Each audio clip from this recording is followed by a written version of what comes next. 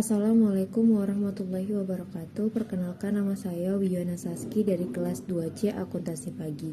Saya dari kelompok 2 dengan NPM 2405170105. Di sini saya akan menjelaskan tentang salah satu bukti transaksi, yaitu adalah cek. Bukti cek dapat diartikan sebagai perintah pembayaran yang diterbitkan oleh pihak yang memiliki rekening sebuah bank yang akan membayarkan sejumlah uang kepada seseorang yang namanya tertera di dalam cek tersebut. Cek terdiri dari dua bagian yang nantinya akan disimpan atau diterima oleh kedua belah pihak yang bersepakat atau bertransaksi menggunakan cek tersebut. Berikut di sini saya akan menjelaskan beberapa struktur cek pada umumnya. Yang pertama adalah nomor cek. Nomor cek tertulis nomor edisi cek tersebut dan dikeluarkan oleh pihak bank. Yang kedua ada bank penerbit, berisikan nama bank yang menerbitkan cek tersebut untuk penggunanya. Yang ketiga adalah tanggal penulisan cek. Tertulis tanggal kapan pengguna menulis cek tersebut. Yang keempat adalah penyerahan cek. Ini membuktikan untuk mengetahui kepada siapa cek ini diserahkan. Yang kelima adalah nominal cek. Nominal cek adalah penulisan angka penyerahan cek, baik itu dalam huruf atau dalam angka. Yang keenam ada tanda tangan, ada cap perusahaan, dan ada materai. Berfungsi untuk melegalkan atau membuat cek itu dapat bisa digunakan. Sekian dari penjelasan saya tentang cek. Jika ada kesalahan, saya mohon maaf. Terima kasih. Wassalamualaikum warahmatullahi wabarakatuh. Assalamualaikum warahmatullahi wabarakatuh. Perkenalkan, nama saya Cynthia Putri Arfa. Saya dari kelas 2C Akuntansi dengan NPM 2405170154. Pada kesempatan kali ini, saya akan menjelaskan tentang salah satu bukti transaksi, yaitu nota kontan. Nota kontan adalah bukti transaksi yang menunjukkan bahwa pembayaran dilakukan secara tunai. Dokumen ini diterbitkan oleh penjual kepada pembeli setelah pembayaran diterima dalam bentuk uang tunai pada saat transaksi berlangsung. Nota kontan berfungsi sebagai bukti sah bahwa transaksi pembayaran telah dilakukan dengan uang tunai. Lalu nota ini digunakan oleh pembeli dan penjual untuk memverifikasi bahwa pembayaran telah diterima atau dilakukan. Dan nota kontan digunakan oleh penjual untuk pencatatan keuangan dan untuk arsip transaksi. Berikut ini contoh nota kontan yang saya gambar. Bagian-bagian yang harus ada di nota gambar yaitu ada tanggal, ada nomor nota, ada nama pelanggan, nomor telepon, ada banyaknya jumlah barang, nama barang, harga dan jumlah harga, lalu ada grand total harga, tanda terima, dan hormat kami dari penjual. Lembar asli nota kontan biasanya diberikan kepada pembeli. Pembeli akan menyimpan lembar asli sebagai bukti pembayaran yang sah dan dapat digunakan untuk keperluan klaim atau verifikasi jika ada masalah terkait transaksi di masa depan. Lembar kopi nota kontan disimpan oleh penjual sebagai arsip. Ini berguna untuk pencatatan laporan keuangan dan sebagai referensi jika dibutuhkan di kemudian hari. Demikian penjelasan singkat dari saya mengenai nota kontan. Semoga penjelasan ini bisa memberikan pemahaman yang lebih jelas mengenai fungsi dan pentingnya bukti transaksi ini. Terima kasih. Assalamualaikum warahmatullahi wabarakatuh. Perkenalkan, nama saya Rangga Fati Santoso dari kelas 2C Akuntansi Pagi. Saya dari kelompok 2 dengan NPM 2405170152. Di sini saya akan menjelaskan salah satu bukti transaksi, yaitu adalah bukti kas masuk. Pengertian bukti kas masuk adalah dokumen tertulis yang mencatat penerimaan uang tunai oleh perusahaan. Bukti ini dapat berasal dari berbagai sumber seperti pelanggan, investor, dan bank. Fungsi-fungsi bukti kas ada beberapa. Yang pertama yaitu pengendalian keuangan, yang kedua pendukung pengambilan keputusan, yang ketiga pencegahan penipuan dan kecurangan. Pembuatan bukti kas masuk dibuat ketika bukti kas masuk diakui. Biasanya kas akan diakui saat transaksi diterima dari pelanggan dan saldo piutang yang dihasilkan sesuai. Apa saja yang ada di dalamnya?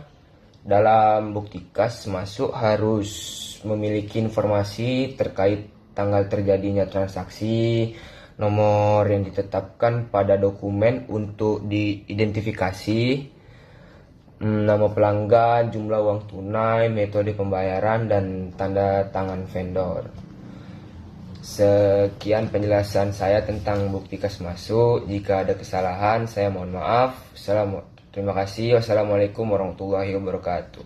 Assalamualaikum warahmatullahi wabarakatuh. Perkenalkan, nama saya Widya Apriani dari kelas 2C Akuntansi dengan NPM 2405170249. Di sini saya akan menjelaskan tentang pengertian dari salah satu bukti transaksi, yaitu kwitansi. Kwitansi adalah dokumen resmi yang berfungsi sebagai bukti pembayaran atau penerimaan uang dalam suatu transaksi. Adapun fungsi dari kwitansi yaitu sebagai bukti pembayaran yang sah, sebagai alat untuk melacak transaksi keuangan, sebagai alat bukti garansi, serta membantu akuntan dalam membuat laporan keuangan. Kwitansi ini biasanya dibuat oleh penerima uang atau penjual. Lembar asli kwitansi disimpan oleh pembeli, sedangkan untuk lembar kopian disimpan oleh penjual.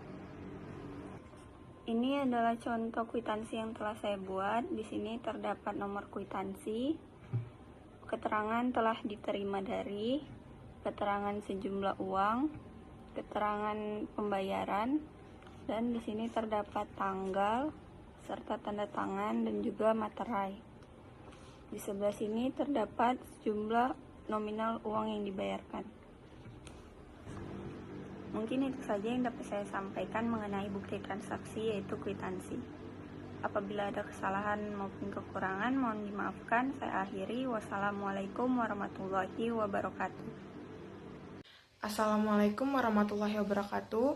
Saya Aura Azhara Panjaitan. Saya dari Universitas Muhammadiyah Sumatera Utara, kelas C Akuntansi semester 2. Di sini saya akan menjelaskan tentang arti, fungsi, dan lembar asli atau kopiannya bukti transaksi nota debit.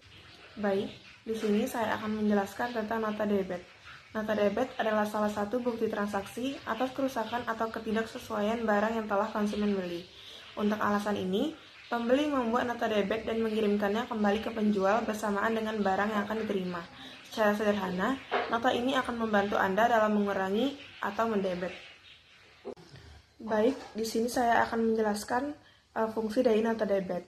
Yang pertama adalah pengurangan utang pada penjual. Salah satu fungsi dari nota debit adalah untuk meminta keringanan atau pengurangan utang kepada penjual atas barang yang telah Anda kirimkan. Fungsi yang kedua yaitu koreksi harga atas suatu produk. Fungsi kedua dari nota ini adalah untuk meminta penyesuaian harga untuk suatu produk tertentu. Penyesuaian harga ini dapat terjadi apabila suatu produk sudah tidak ada lagi laku terjual atau memiliki masalah lain yang kedua pihak sudah sepakati secara bersama. Baik, di sini saya akan menunjukkan nota debit yang sudah saya buat dalam kertas. Ini adalah contoh nota debit. Di dalamnya terdapat nama PKP pelanggan dan pembeli, nama PKP pemilik usaha atau penjual, nomor nota kredit, keterangan terkait jumlah produk yang ada di debit, keterangan harga produk per item, keterangan total harga produk yang didebit, tanggal pembuatan nota di debit, nama, serta tanda tangan pelanggan dan pembeli. Umumnya, nota dibikin dalam dua salinan, yaitu ada lembar asli dan lembar kopian. Lembar asli biasa diperuntukkan untuk pembeli atau pelanggan sebagai bukti transaksi, dan lembar kopian atau salinan untuk penjual atau pihak yang mengeluarkan nota sebagai arsip atau pembukuan. Ini berlaku untuk berbagai jenis transaksi. Baik, telah selesai penjelasan saya tentang bukti transaksi nota debit, arti, fungsi, dan lembar asli dan kopian. Segitu saja.